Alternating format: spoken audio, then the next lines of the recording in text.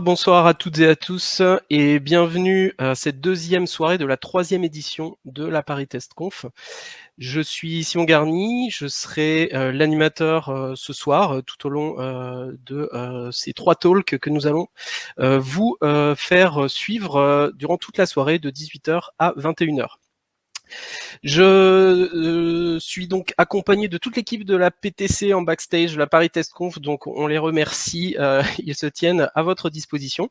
D'ailleurs, si vous souhaitez échanger avec soit les speakers, soit les autres membres de la communauté, voire même le staff, n'hésitez surtout pas à rejoindre notre serveur Discord, dont vous trouverez le lien normalement dans les commentaires. Il ne devrait pas tarder à arriver. Alors, pour commencer, ce soir, nous allons recevoir 2 intervenants, Nadia et Antoine, qui vont nous présenter un talk intitulé « Pourquoi et comment livrer tous les jours dans un contexte agile ». Bonjour Nadia, bonjour Antoine. Hello. Bonjour Simon. Nous sommes très heureux de vous avoir parmi nous ce soir. Donc pour inaugurer cette deuxième soirée de la troisième édition de la Paris Test Conf. Donc votre talk, si je ne m'abuse, va nous parler de déploiement continu. Exactement. Ouais, de qualité de test quand même un peu, mais ouais. Oui, évidemment. Bah écoutez, très bien, super. Je vous laisse la scène. Je rappelle aux spectateurs que si vous le souhaitez, vous pouvez tout à fait poser des questions dans le chat YouTube et on y répondra. Donc en fin de session, d'ici à peu près une 40-45 minutes. Voilà. Okay. Eh bien écoutez, je vous laisse la scène et à tout à l'heure. Ouais, merci pour l'intro Simon. Ouais. Bon, du coup, bienvenue à tous et donc merci à l'organisation, aux organisateurs de la Paris Test Conf. Donc je vais laisser Nadia se présenter puis après je prendrai la main pour la première partie. Oui, bonsoir à tous. Donc c'est Nadia Tenny, je suis responsable qualité web sur le site de la Redoute. Donc je m'occupe de tout ce qui est test de non-régression sur la plateforme digitale et les process de release et de qualité. Voilà, moi je suis Antoine Krask, donc voilà, donc du coup je travaille sur la partie architecture, technologie en transverse, donc la qualité, le test c'est bien une pratique à adresser en transverse, donc on va vous partager un peu ce qu'on a réalisé dans la transformation de la Redoute. Voilà, donc normalement, voilà, c'est bon, les slides marchent bien. Donc on va commencer un peu par le contexte, parce que moi je suis convaincu que le contexte est souvent très très clé dans les décisions qu'on peut prendre, surtout en lien avec la qualité et le test. Donc au Redoute ici, vous voyez un peu l'histoire en accéléré, les anciens catalogues que toutes les familles avaient voilà, dans leur salon, etc. Le gros book de 400 pages tous les 6 mois. Et ce que vous voyez à droite, du coup, c'est la modernisation de la Redoute qui a eu lieu. Donc dans l'époque qu'on va largement partager de 2015 à 2019 majoritairement. Donc au milieu, c'est l'entrepôt qui a été complètement automatisé à K30 pour tout ce qui est petits articles, etc. Et à droite, c'est sur une stratégie d'omnichannel, donc toute la réouverture des magasins. Donc en sachant qu'aujourd'hui, on est revenu à une 50aine de points de vente entre des magasins en propre et des corners en France. Et on réouvre graduellement des magasins à l'international. Donc il y en a 2 au Portugal d'ailleurs, où je suis basé. Donc l'UX, ça a toujours été un enjeu très fort donc dans l'omnicanalité. Donc avec des enjeux un peu standards de digitalisation, de se dire voilà, faut être sur le desktop, le mobile, les tablettes, etc. Mais il faut aussi faire évoluer les usages sur la voix, le touch, etc. Donc on a eu beaucoup d'enjeux autour de la qualité de l'expérience utilisateur et le rajeunissement de la clientèle, etc. dans toute la transformation. Dans ce contexte de transformation et d'évolution de la livraison, en fait, en 2015, globalement, l'entreprise était vraiment pas bien. Donc, l'entreprise faisait à peu près 600 millions d'euros de chiffre d'affaires, mais en perdait 50 millions en EBITDA. Donc, c'était clairement dans le rouge. Une croissance qui était globalement accélérée, qui commençait fortement avec des acteurs type Amazon, etc. Et des projets qui commençaient globalement à beaucoup s'essouffler, très longs en delivery. Donc l'IT dans ce contexte-là, en fait, était clairement pas un accélérateur. Donc on était sur des rythmes d'itération principalement sur la partie e-commerce très lent, donc des releases de 4 à 8 semaines et encore c'était quelque chose d'assez rare en fait. On était plutôt sur des releases à 3 mois et on vous montrera pourquoi.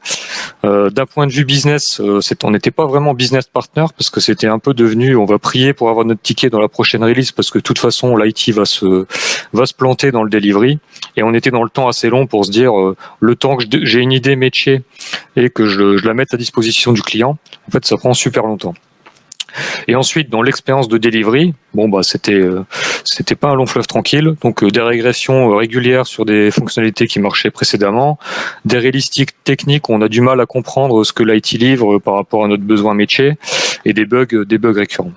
Et d'un point de vue instabilité, on va dire en opération et de tout ce qu'on appelle aujourd'hui la partie reliability, etc. de l'expérience, en fait, on était clairement aveugle et pas assez de focus sur l'expérience client. Donc un point de départ très négatif. Donc, en fait, si on reprend le benchmark d'Accelerate par exemple, on était en fait globalement plus sur le low, de temps en temps sur le medium, sur notre delivery applicatif, principalement sur le web, en sachant que sur le back-office, c'était à certains endroits un peu plus rapide. Et globalement, notre enjeu pour sauver l'entreprise, c'était pas se dire on va améliorer de 2, 3, 5% les temps de delivery, parce qu'on était toujours trop lent. L'objectif, c'était se dire il faut qu'on arrive sur les indicateurs d'élite. Donc c'est pas au lieu de livrer toutes les 8 semaines, je vais livrer une fois toutes les 4 semaines. C'était se dire comment est-ce que je peux livrer plusieurs fois par jour sur la plateforme et en même temps pas juste livrer des choses qui marchent pas et qui sont instables, mais livrer avec un certain niveau de qualité, une confiance et une capacité d'observability. Donc ça c'était vraiment notre point de départ. Donc du coup est venue la question et à celle qu'on va partager aujourd'hui avec vous. Pourquoi, on pourrait dire, mais pourquoi vous êtes amusé à livrer tous les jours? Pourquoi vous n'avez pas fait du in-sprint? Voilà, ça pourrait être un peu plus standard. Donc dans l'historique Redoute, en fait, comme l'entreprise, l'IT, en fait, bon, même si il y a 180 ans, il n'y avait pas tellement d'IT, mais bon, on a quand même une architecture assez longue et historique de la Redoute. Donc c'est une entreprise qui a quand même 180 ans. Donc il y avait quand même beaucoup de systèmes informatiques complexes, machin, etc. Et une architecture qui a déjà dû être simplifiée, on le verra. Et notre point de départ était déjà, on avait plusieurs plateformes entre les différents pays. Donc déjà, rien que se dire, essayer d'optimiser les flux, on partait déjà d'un panorama assez complexe. On avait également une organisation à moderniser complètement, parce qu'en fait, on a vraiment des silos organisationnels entre...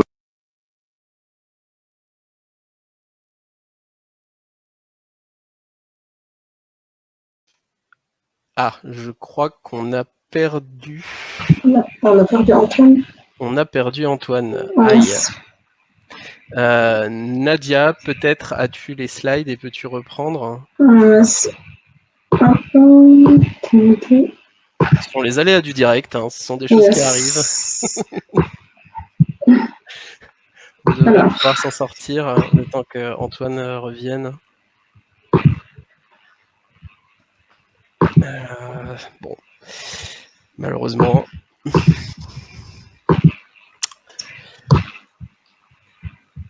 Ah, je te laisse passer en plein écran en mode diffusion. C'est bon là? Hop. Eh ben écoute, je crois que c'est tout bon, donc je te laisse. Attends, je reprends juste le slide bien. Là où il était. Hop. Voilà. C'est tout bon pour toi? Ouais, c'est bon. Merci beaucoup, Nadia. Je t'en prie. Comme il avait dit Antoine, il y a un point de départ des processus à accélérer de notre côté. Donc arrêter la release mensuelle risquée avec peu de confiance, 2 semaines de test avec des cycles lents et sans savoir ce qu'on va avoir comme régression derrière. Alors, Sur les avantages, les inconvénients qu'on a remontés, on a étudié un peu pour la livraison journalière. En fait, en passant sur une livraison journalière, on a vu rapidement des nouvelles modifications des futurs clients de façon plus régulière. Donc, on n'attend pas un mois pour savoir si cette future, elle est bien ou pas pour le client. Donc, un feedback très rapide. Un déploiement plus industrialisé. Donc, on a éliminé toutes les tâches un peu manuelles. Donc, on a un peu automatisé derrière. Un processus de qualité plus robuste et fiable de par l'exécution journalière. Donc, tous les jours, on exécute nos campagnes de test. Donc, du coup, on est sûr de nos composants et notre architecture. Après, il y a les inconvénients, donc le prix qu'on a payé, donc une charge quotidienne, donc réellement. Aujourd'hui, quand on a un test de navigation qui tombe, rapidement, on a le développeur doit s'arrêter et doit corriger le bug. Donc, une charge vraiment importante. Un coût du test mensuel important avant la phase d'automatisation. Donc, les testeurs, ils doivent tester manuellement tout ce qu'on fait avant de dire la future, elle est automatisée. Une gestion plus complexe de la livraison. Donc, il faut que les développeurs sachent flaguer les futurs, synchroniser, mettre de l'A/B test. Donc, il y a toute cette partie de gestion des flags, activation, désactivation importante à gérer. Pour la livraison in sprint, pareil, donc les avantages, donc un meilleur alignement et une organisation de sprint. Donc on a le temps, donc on a 2 semaines de sprint. Du coup on a le temps pour organiser notre planning et avoir la visibilité sur les futurs qu'on a envie de déployer. Donc moins de pression, moins d'efforts temporaires. Donc voilà, donc au niveau de timing on est bien, donc pas de pression.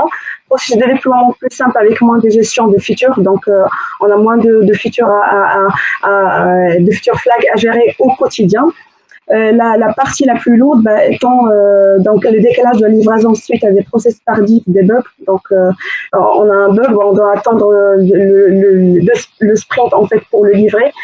Débogage plus complexe certainement, donc on a des bugs qu'on remonte, donc pendant le sprint il faut savoir les problématiques, donc le débogage il va prendre plus de temps, et la prise en compte de retour tardif, donc on doit attendre un sprint de 2 semaines pour savoir le feedback client.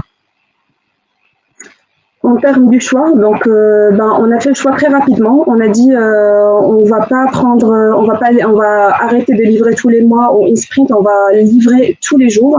Donc ça veut dire il faut qu'on change la culture des devs, donc il faut qu'ils soient plus efficaces, ils arrivent à mieux gérer la partie future flag. Il faut que ça soit l'IT soit plus efficace. Donc du coup en termes de déploiement, il faut sortir de toutes les complexités IT derrière de déploiement.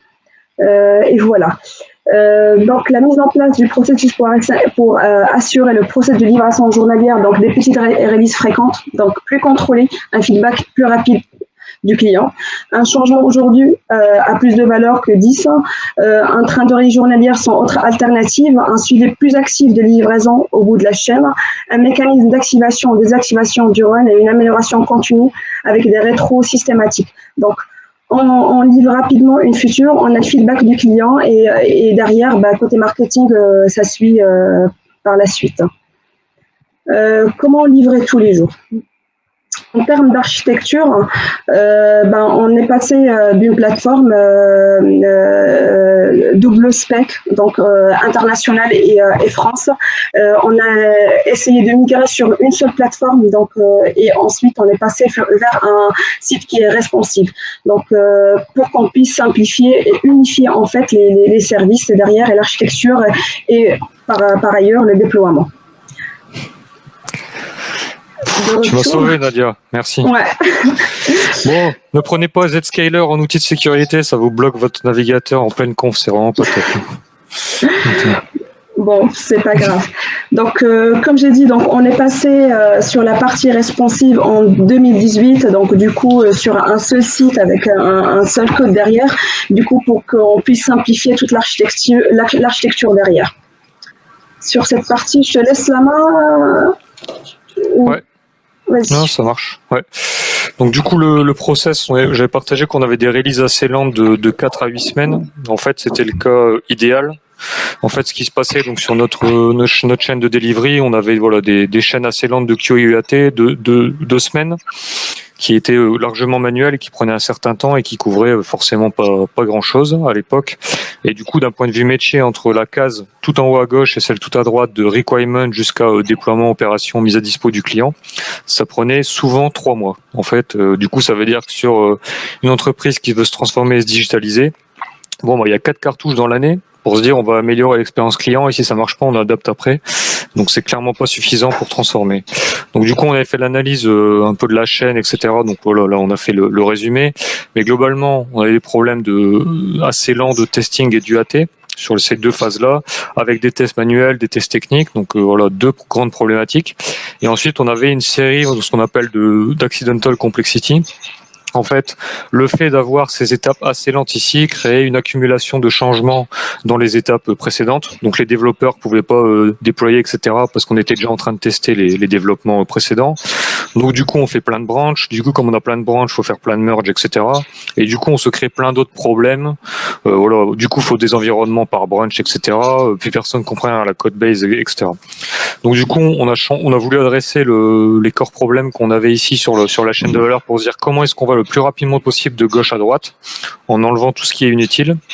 Et donc du coup, pour inverser ça, ce qu'on a mis en place, c'est dire on va vraiment se focaliser à faire des releases petites et beaucoup plus rapides, avec une série de principes mis en place. Donc arrêter les tests techniques que personne comprend, où il n'y a qu'un développeur perdu qui comprend à peu près ce qu'il fait, mais on va investir beaucoup plus largement sur l'automatisation de tests fonctionnels partagés avec le métier sur ce qu'on veut livrer aux clients. Mise en place de trunk-based development, donc voilà, c'est trunk sur SVN ou master ou main maintenant sur Git. Et ensuite, pour se dire on va aller rapidement de gauche à droite, il faut garder une certaine flexibilité d'activation ou désactivation des features. Donc voilà, utilisation de feature flag, de mise en place d'outils d'A/B testing, etc.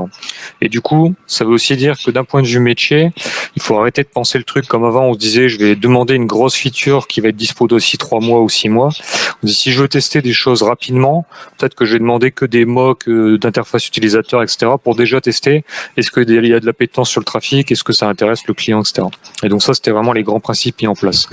Donc ça se décline beaucoup sur les patterns un peu shift left en disant si on veut que des choses se passent bien dans la chaîne logicielle sur la droite, il faut les prendre en compte by design.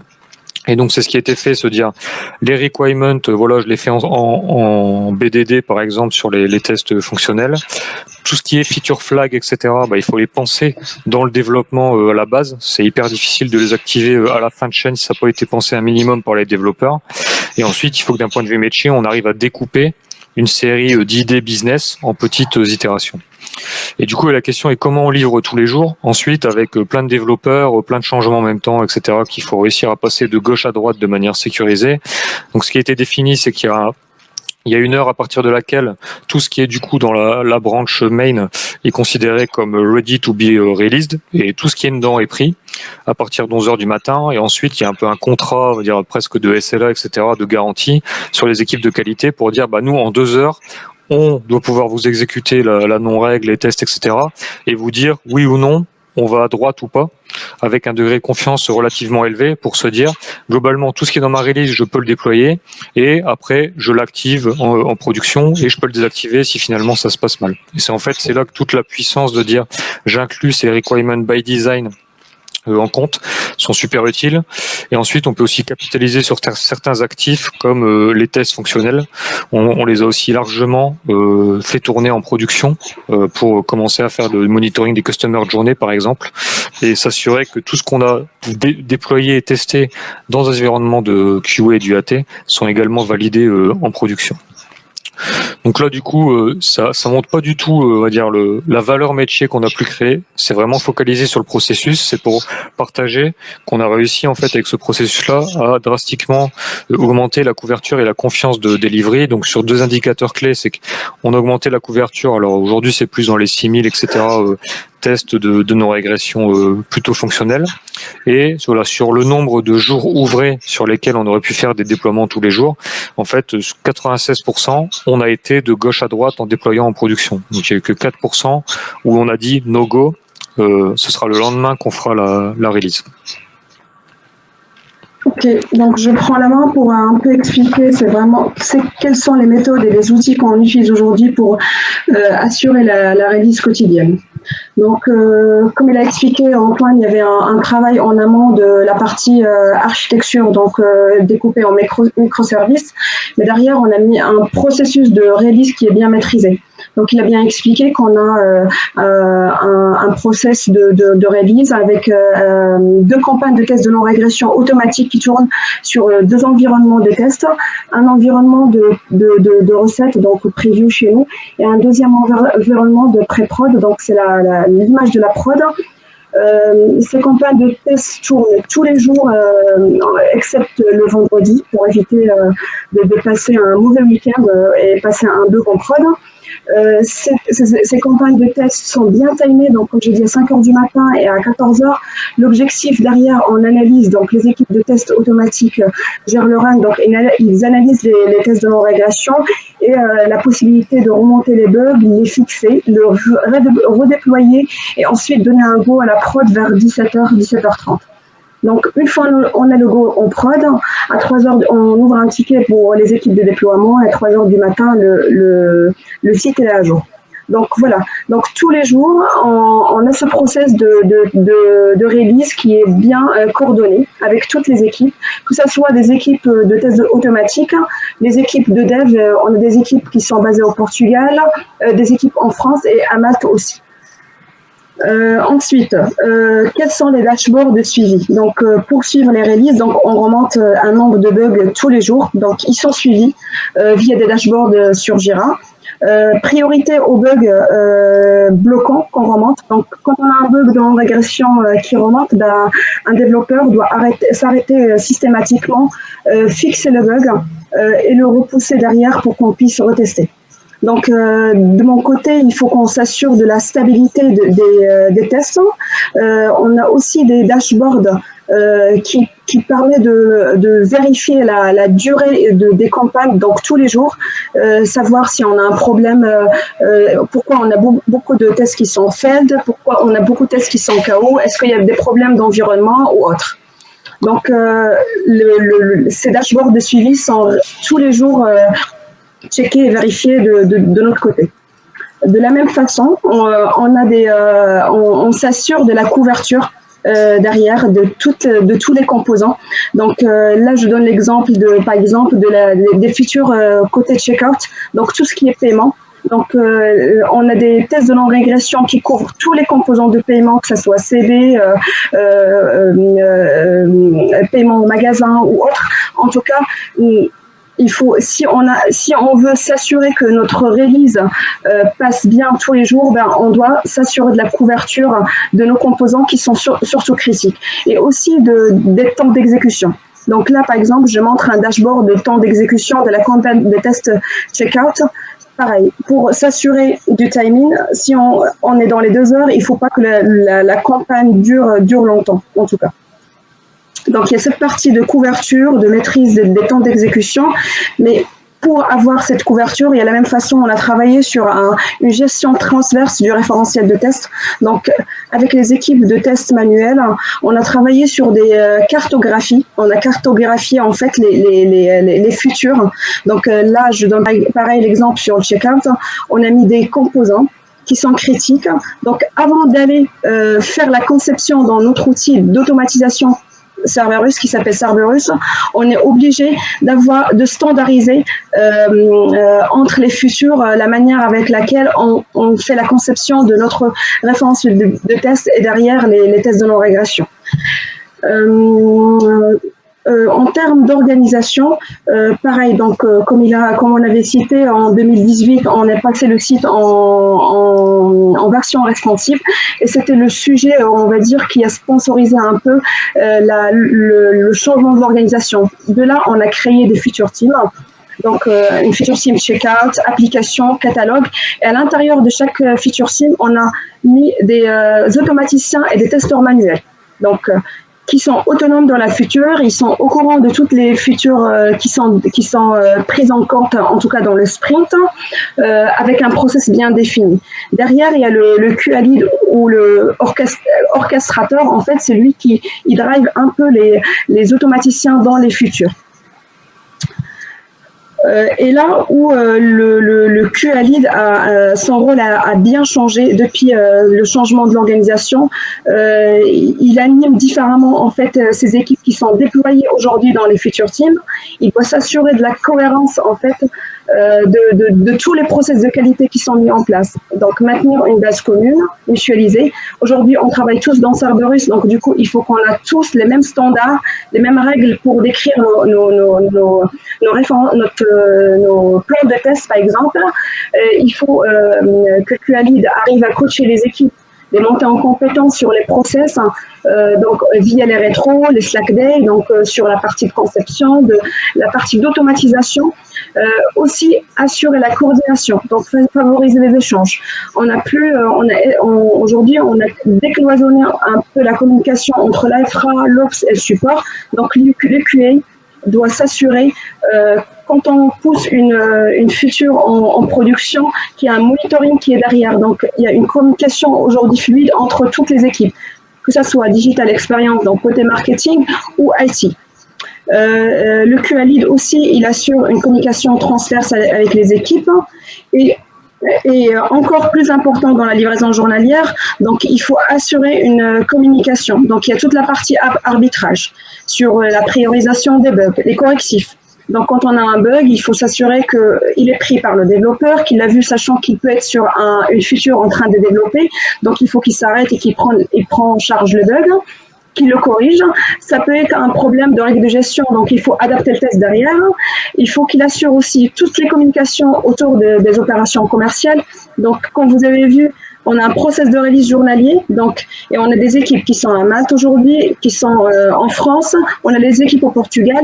Donc, tout ce qui est lié à tout ce qui est communication ou absence, par exemple, si une équipe est absente dans ce process, la chaîne ne va pas marcher. Donc, il faut, si on a par exemple l'équipe de maths qui est absente, ben on fait pas de release, donc pour s'assurer qu'il n'y a rien qui va se passer. Donc, on arrête la release tout simplement.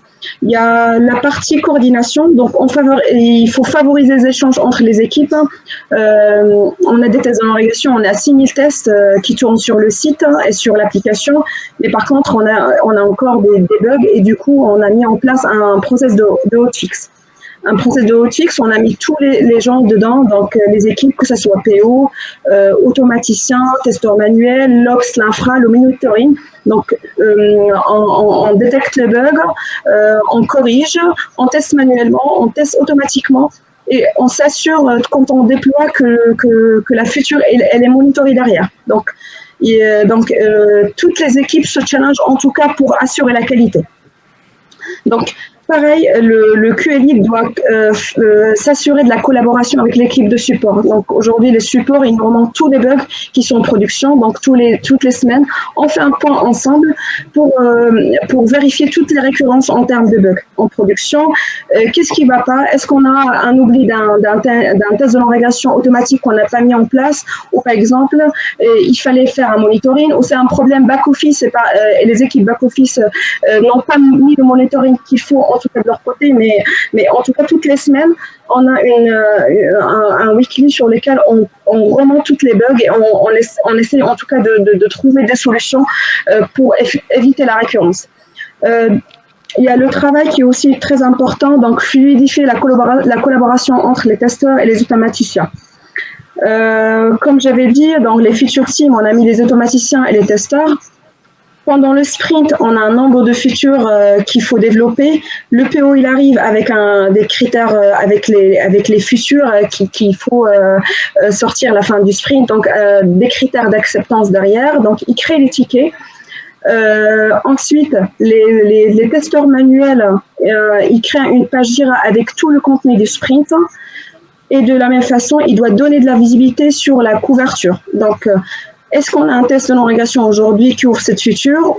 Si on en a, il faut l'ajouter sur cette page. Si on n'en a pas, il faut faire une demande de création d'un TNR aux équipes de test de non-régression. De la même façon, dans le sprint, on doit avoir la visibilité, ou en tout cas partager la couverture et le plan de test.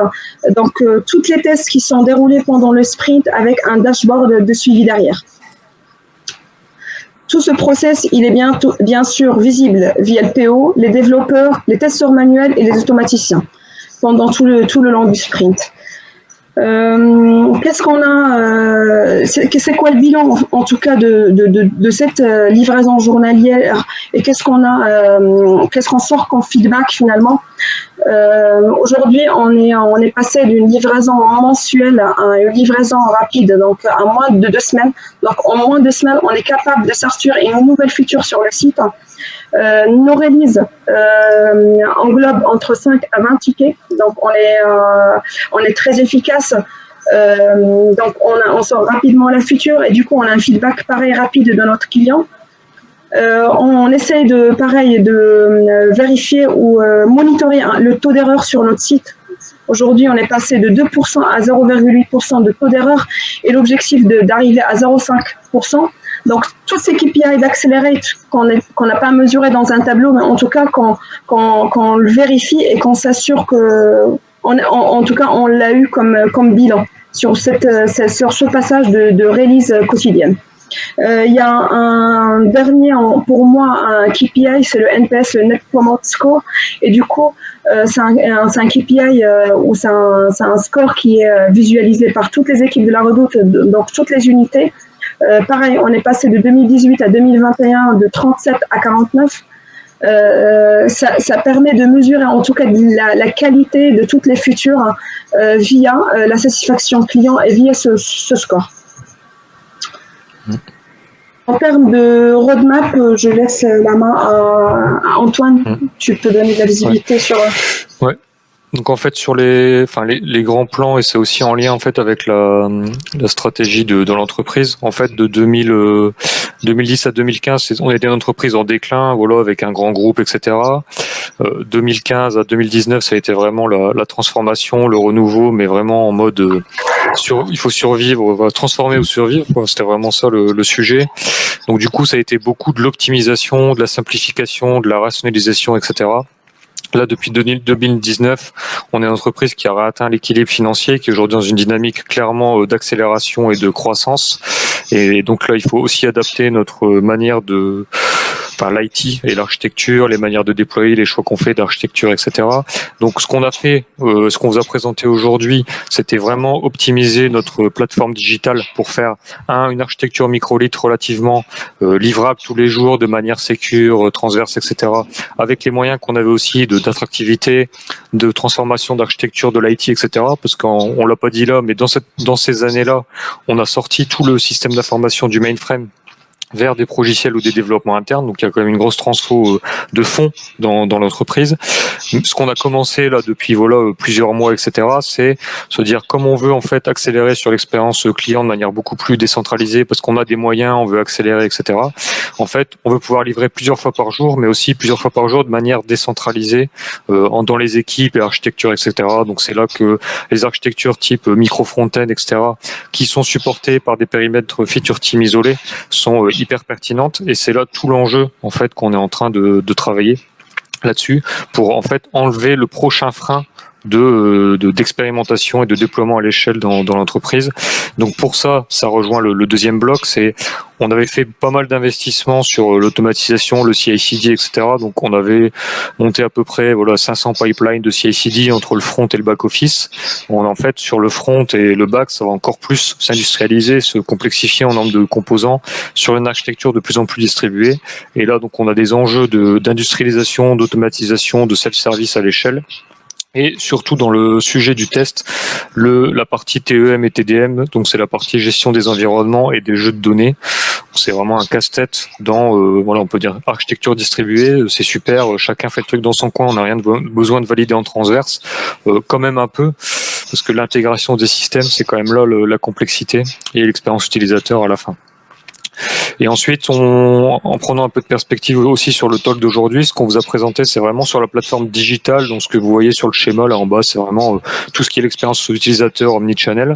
En fait, on a plein d'autres plateformes dans le SI de Redoute dans lesquelles on doit faire évoluer de la même manière nos pratiques de qualité de testing. Donc, c'est pas qu'il y a rien, c'est juste qu'on a un niveau très variable aujourd'hui de maturité dans nos pratiques de qualité, etc. Et donc, les modèles, par exemple, qu'échangeait Nadia autour de quality assistance, quality orchestration, etc. Voilà, On a les mêmes enjeux à déployer dans l'ensemble des plateformes de Redoute.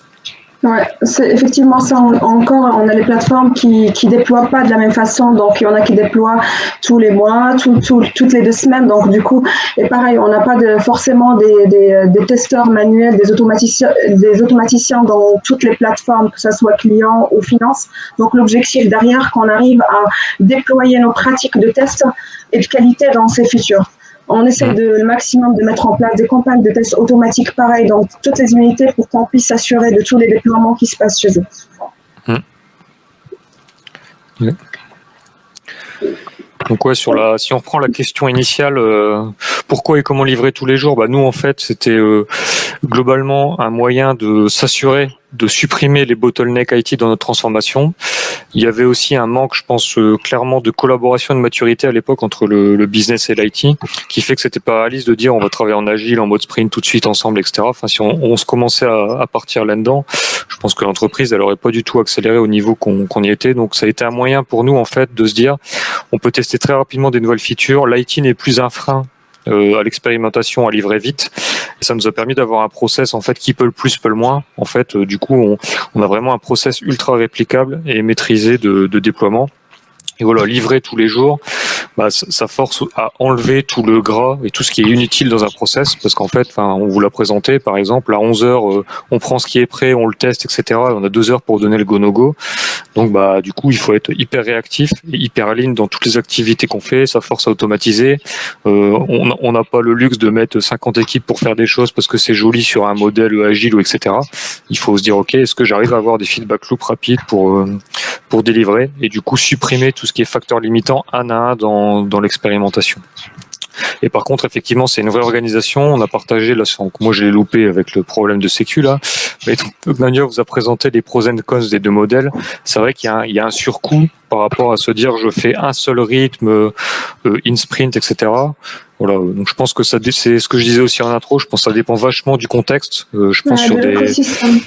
Voilà, ça dépend de l'écosystème, des moyens qu'on a déjà. Est-ce qu'on met les moyens sur des automaticiens? Est-ce qu'on a découpé notre architecture? Donc ça dépend de l'écosystème. En tout cas, dans l'écosystème Redoute, aujourd'hui ça marche.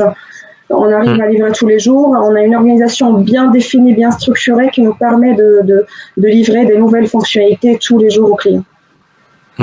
Et avoir un feedback aussi rapide. Ouais. En sachant que notre KPI Global Redoute, aujourd'hui, on est à 60 à 80 déploiements par jour sur la stack, sur un niveau applicatif. Et donc, l'enjeu, c'est d'accélérer ça de plus en plus et de réussir à avoir de moins en moins de périodes de freeze et ce genre de mécanismes de protection avant le Black Friday, avant les soldes, etc. On est arrivé à la fin, du coup. Eh bien, écoutez, merci beaucoup Nadia et Antoine pour cette présentation. Alors, on a effectivement quelques petites questions. Alors, une petite question d'Arnaud qui nous demande comment donner confiance à l'organisation dans notre capacité à franchir le pas.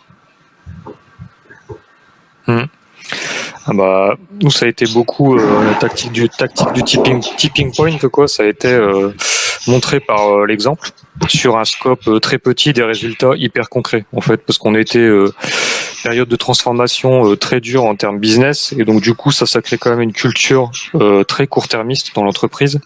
Et donc du coup, si on propose des solutions qui ont des résultats à 6 mois, 1 an, en fait non, c'est pas intéressant. Donc en fait, faut avoir en tête ce qu'on veut faire à 2-3 ans, à 1 an, à 6 mois, et proposer quelque chose sur un tout petit scope qui donne tout de suite des résultats. Et par exemple, quand on avait proposé le modèle, on avait été hyper challengé parce qu'en fait avant on avait une release avec 60 tickets ou plus, enfin c'était la méga release, donc on a l'impression waouh super, j'ai plein de valeur dans la release, et là, au tout début du processus on avait très peu de tests automatisés, il y a plein de process à roder, et la première release il y avait 2 changements, enfin c'était un peu quelqu'un du métier va nous dire voilà, le CMO il va dire mais pourquoi vous faites ça, moi je paye tous ces équipes de dev pour avoir 3 lignes de code changées, enfin j'exagère un peu mais c'était un peu ça au début.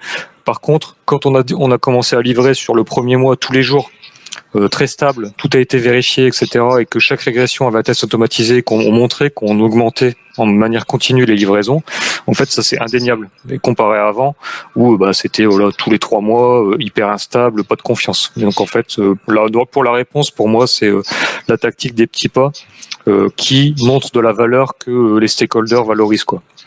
Ils n'avaient pas vraiment d'intérêt des tests, des machins, etc. Pour eux, c'est en gros, est-ce que je peux tester rapidement des features clients et adapter plus vite mon plan business, quoi. D'accord, très bien, très très clair. On a une question qui rejoint, je pense, un petit peu celle-là de Valentin. Ça reste triste de voir qu'il faut être au bord du gouffre pour se décider à transformer. Est-ce que la culture managériale a aussi évolué dans votre transformation ou seule la pratique de livraison? C'est une bonne question.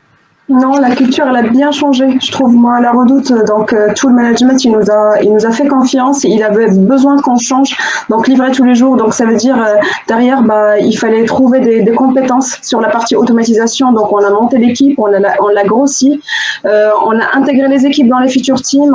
Toute cette partie de transformation, c'est que le management a bien compris l'intérêt derrière. Donc, livrer tous les jours, sans bug, sans être dans le stress au quotidien. Donc, ils l'ont vu très rapidement. Ouais, puis je pense aussi que sur le premier point, c'est triste, oui, mais c'est la réalité de l'être humain, je pense. Enfin, je pense qu'il y a beaucoup de gens qui, même après avoir eu plusieurs attaques cardiaques parce qu'ils fument des paquets par jour et boivent plein d'alcool, ils changent pas. Et je pense que les entreprises, parfois, c'est un peu pareil. Il faut qu'ils se prennent faut qu'ils soient au bord du gouffre pour vraiment changer en voyant la mort. Bon, c'est malheureusement ce qui se passe dans beaucoup d'entreprises. Donc, je suis en face que c'est triste, mais c'est quand même malheureusement ce qui est aussi des fois ce qui fait que des gens vont dire on doit investir en qualité logicielle. Alors ils vont dire test au début sans parler de qualité logicielle, mais c'est souvent des gens qui ont loupé, ils ont fait un Phoenix Project, ils ont investi des millions et puis la date elle est loupée et puis ils perdent les clients, etc. Donc ouais, moi je suis en face, c'est triste. C'est malheureusement la forte réalité de beaucoup d'organisations, je pense. D'accord. Ça, je pense que c'est quelque chose qu'on a tous plus ou moins connu au moins une fois dans notre vie. Malheureusement, oui. Des managers qui sont des fois un petit peu déconnectés de la réalité du terrain. Très bien. On a une question de Farah. Farah qui nous demande comment avez-vous géré l'architecture pendant ce changement, parce qu'effectivement, j'imagine qu'il y a eu quand même des gros changements d'architecture derrière, donc il faut pouvoir gérer aussi cette transition-là. Il y a déjà eu un truc qui était vachement important qu'on a fait, c'est on l'avait anticipé en fait avant d'industrialiser, de faire ce changement-là. Ça a été de simplifier déjà l'architecture dans un premier temps. Ça c'était essentiel parce qu'au début on avait 3 plateformes web en fonction des pays et des marques que la Redoute vendait. Donc c'était quand même hyper complexe de se dire je pense pas qu'on aurait réussi à atteindre une livraison journalière avec 3 plateformes, avec des processus, des développeurs différents, etc. Donc je pense qu'il y a un premier message qui est déjà investir en simplification initiale. Ça permet quand même de déjà bien faire le ménage. Et après sur l'architecture durant le changement, en fait on n'a pas beaucoup fait évoluer l'architecture. On a fait ce choix-là en fait. On aurait pu se dire en plein milieu, on va évoluer, on va faire des microservices, des trucs, des machins. En fait on a dit non. Voilà, on doit transformer déjà sur la période 2015-2019, fallait sauver l'entreprise et faire bien évoluer le front. Et pour faire évoluer le front et l'expérience utilisateur, sur le volume de trafic qu'a Redoute, sur l'architecture microlead, donc voilà, il y a un layer CMS produit, il y a le front, il y a des layers d'API avec le checkout, etc.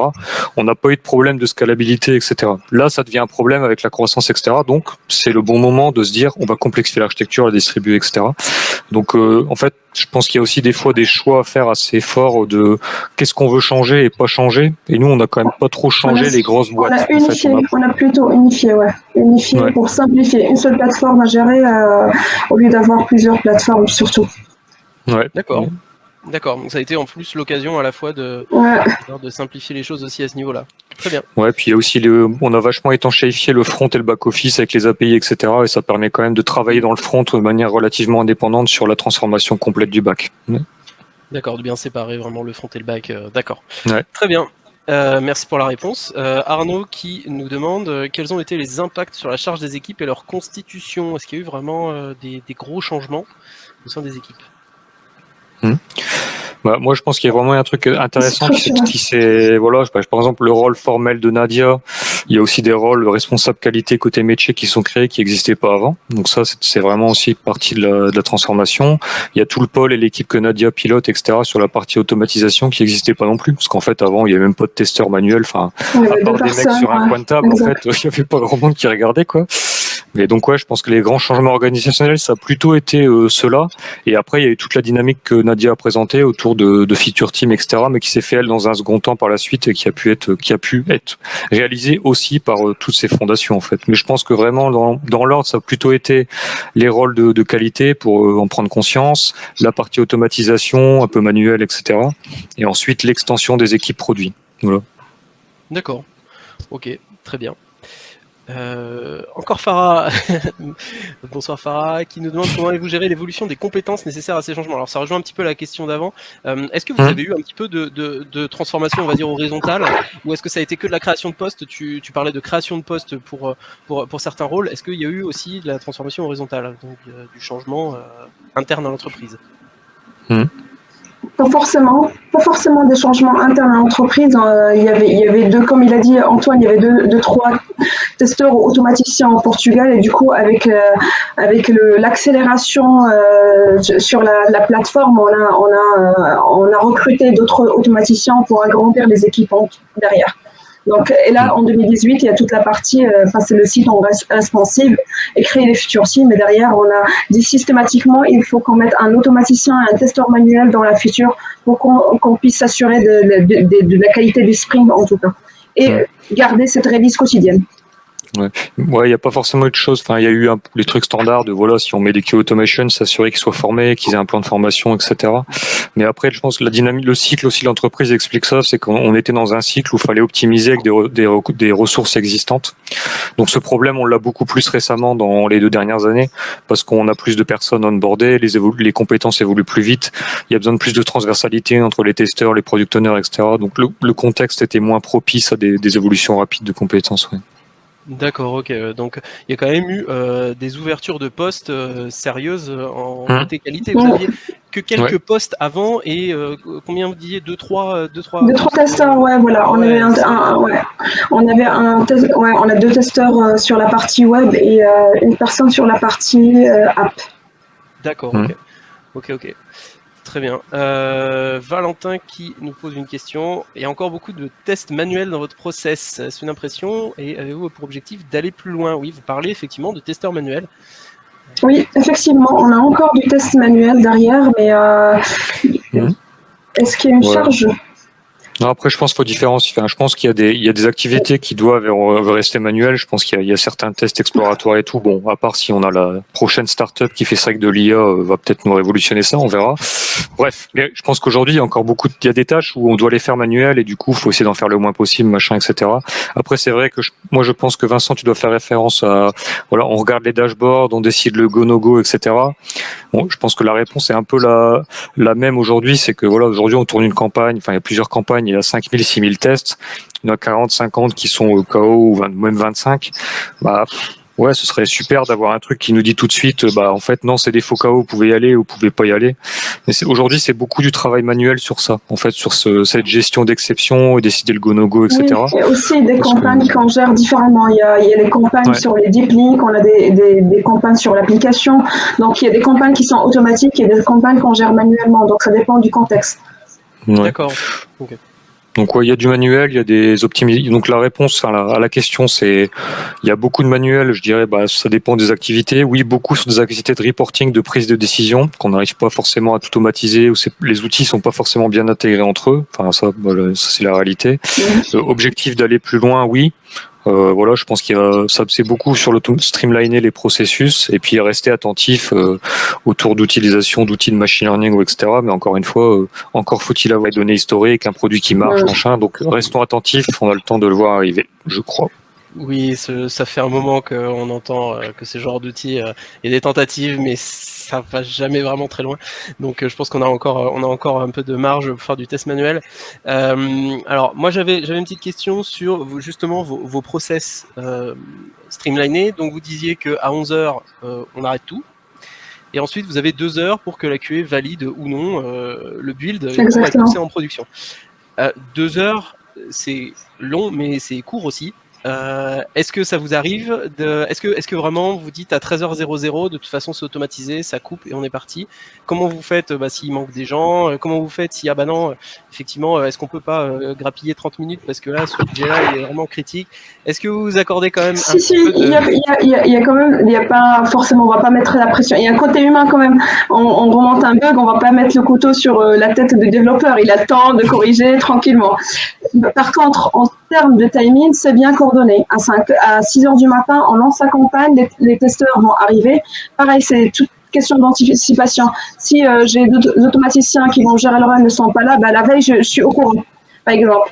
Ou s'il faut annuler, on annule. Donc, il y a cette partie, donc on n'a pas de pression. Par contre, à 12h30, on sait que tous les développeurs vont builder. Donc, donc tout le monde est aligné sur les timings qu'on a. À 17h30, j'ai au moins une visibilité sur ce qu'on a. Est-ce qu'on a un bug qui est bloquant? Est-ce que la personne elle a regardé ou pas? Donc, mais non, mais il y a pas de pression mortelle sur les gens pour dire allez, vas-y, allez-y. En tout cas, tout le monde est aligné sur les horaires, sur les timings, ça c'est sûr. D'accord. Alors, il y a Iman et Valentin qui nous demandent si vos QA sont heureux et quand est-ce qu'ils mangent. Alors après, c'est vrai on que prend que les testeurs qui font du fasting, nous. Non, il faut que du fasting, ils mangent pas le midi. Non, mais ils mangent, ils prennent leur pause. Ouais, ils sont au Portugal déjà, ouais, voilà. On a déclaré déjà, ouais, voilà.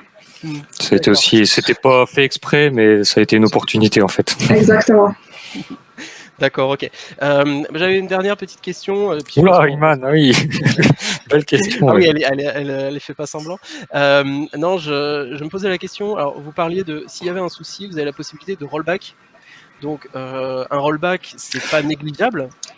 Comment vous l'organisez? Parce que ça doit être prévu dès le début de pouvoir en fait rollbacker. Donc, les devs savent déjà que tout ce qui développe doit pouvoir être rollbackable ensuite, et c'est testé aussi cette possibilité de rollbacker. Comment ça se fait?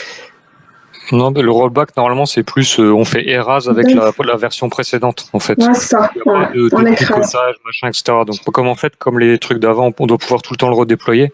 En fait, c'est pas vraiment un rollback. En fait, c'est un erase de la version -1 entre guillemets. D'accord, oui. Ouais, vous reprenez l'artefact de la. D'accord, ok. Je crois qu'on a fait le tour des questions. Si vous avez encore quelques questions, c'est le moment pour Nadia et Antoine. Alors, je vais juste rafficher, hop là, voilà, le sujet de la conf que l'on vient de terminer. Pourquoi et comment livrer toujours dans un contexte agile.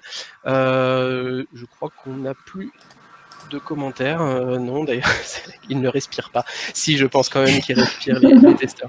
Ah, on a Alexandre qui nous demande... Ah, oh, on a même... Ouh là là, tout le monde s'est... Alors, attendez, je vais faire dans l'ordre, parce que tout le monde s'est lancé là maintenant. Alors, les testeurs manuels peuvent-ils faire de l'automatisation et vice-versa pour les automaticiens selon les appétences et la volonté des profils? Cela peut-il être interchangeable? Non, les automaticiens, les testeurs manuels ne font pas de l'automatisation. Donc, vice-versa, ouais. Oui, mais par contre, les automaticiens font des tests manuels parce qu'ils ont leur téléphone, ils ont les environnements qu'il faut. Ouais, cela peut-il être interchangeable? Non, parce que l'automatisation, c'est un métier, il faut des appétences qui sont techniques derrière, donc c'est pas les mêmes profils du tout. Entre automaticien et testeur manuel. Ouais, dans notre orga, c'est vrai que les testeurs manuels sont un peu plus proches du métier, en fait, sur l'exploratoire, etc. Et puis automatisation, c'est plus sur de l'engineering de test. Donc, mais ils vont tester manuellement des tests qui ont déjà été spécifiés avec le métier, etc. C'est pas eux qui vont faire de l'exploratoire de leur initiative, etc. Ouais. Est-ce que le métier participe au test? Je pense par exemple aux critères d'acceptation, typiquement. Est-ce qu'il participe à la validation des US en plus des testeurs? Ouais. Oui, le PO peut vérifier derrière si la feature elle est bien testée. Ouais. L'avantage de la non-régression, l'investissement qu'on a fait, c'est parce qu'on va pas demander à chaque release qu'ils retestent tout, parce que là, ils deviennent fous, quoi. Donc ils testent beaucoup tout ce qui est nouveau, etc. Mais c'est vrai que l'existant, c'est pas intéressant, quoi. Donc, c'est là l'avantage d'automatisation. Ouais. D'accord. Très bien, merci. Et enfin, la dernière question, et après, on s'arrête. Alexandre qui nous dit les automaticiens arrivent-ils à maintenir de manière efficace autant de tests auto? C'est vrai que vous en avez beaucoup. Alors après, le nombre de tests auto n'est pas forcément toujours représentatif de Exactement, la c'est le nombre d'exécutions, voilà. Mais 6500 tests, c'est... Voilà, ça fait beaucoup quand il y en a quelques-uns qui pètent et qu'il faut aller vérifier si c'est des faux négatifs. On a des data librairies, on a des data Cerberus, donc du coup la gestion elle est plus facile pour maintenir ça. On a une seule data librairie qui est appelée dans 10 test cases, du coup on arrive à la corriger et du coup les 10 test cases sont corrigés derrière. Ouais. Il y a un vrai design des tests automatiques quoi, qui est aligné en plus sur les customer journées, etc. Donc il y a des modules qui gèrent le checkout. Après c'est splitté ou pas par pays en fonction du niveau qu'on choisit. Donc ça veut pas dire que ça se fait tout seul. Hein, même là, on a une équipe quand même relativement petite pour le nombre de tests qui sont gérés, automatisés, industrialisés, etc.